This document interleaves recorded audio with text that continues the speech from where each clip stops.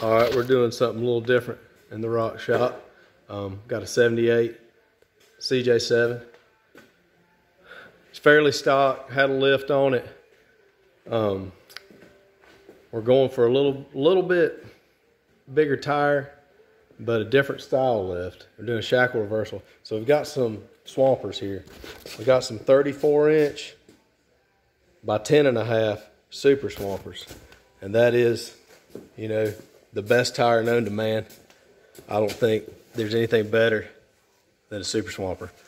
But to fit them on here, what we're trying to do is stay spring under.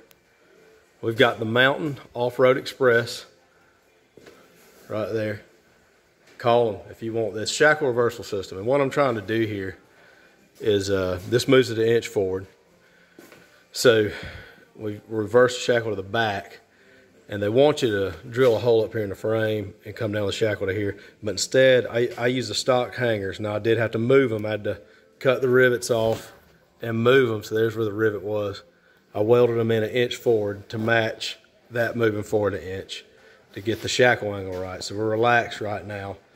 So when it comes back down, the shackle angle gets, you know, more correct where it should be, and should ride nice.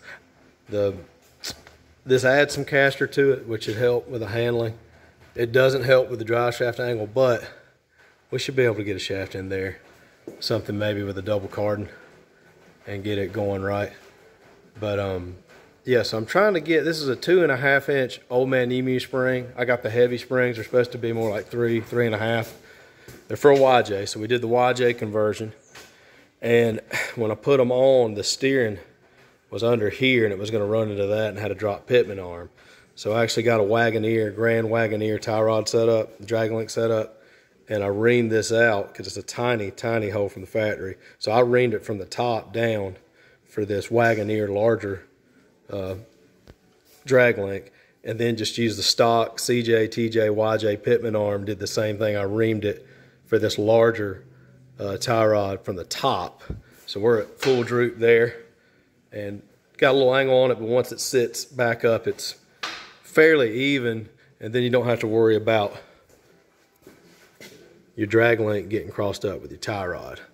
I know some people have trouble when they do the high steer and have to move the gearbox forward, but I think we should be fine because the gearbox is in a good spot and everything's nice and straight and even.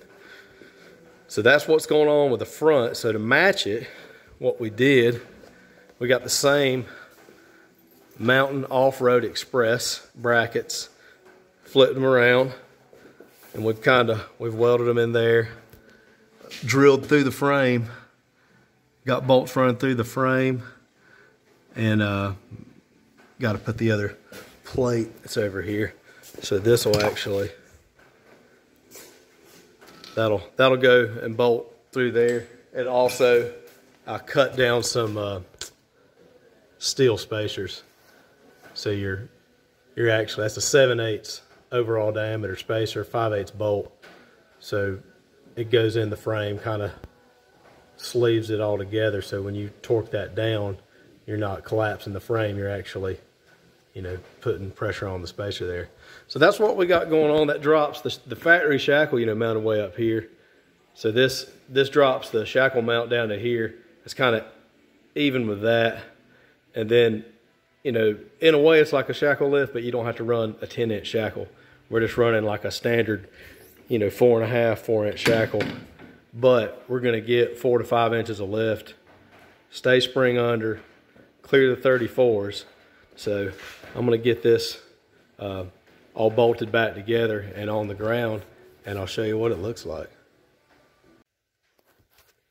We got the fuel tank back in and got that bracket put on, so it's all sandwiched in there, and there's spacers in between the frame to keep it clamped down hard. And we also just drilled a hole.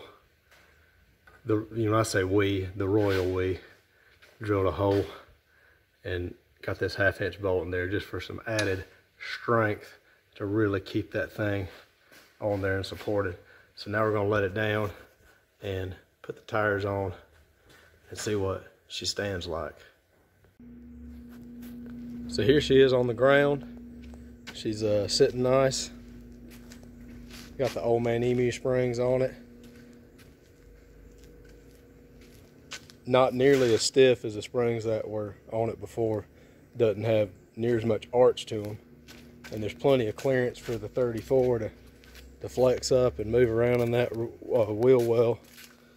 So we also put a little plate, let's see if you can see it down here, right there, to move the axle 1 inch forward. So we're 1 inch forward here and we're another inch there for 2 inches forward, just to give it plenty of room to flex up here in that wheel well.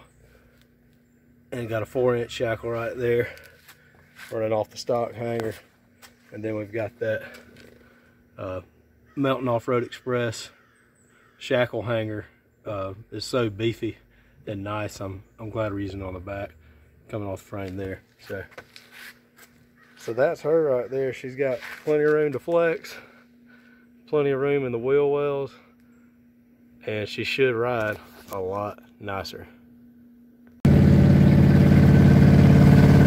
What a treat to drive.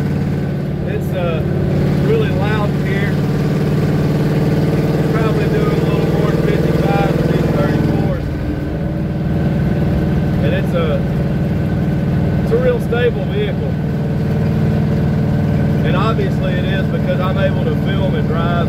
In a regular CJ, there's no way you'd be able to film and stay on the road. But it's tracking nicely, soaking up the bumps, and having no trouble keeping up with the traffic on 11. So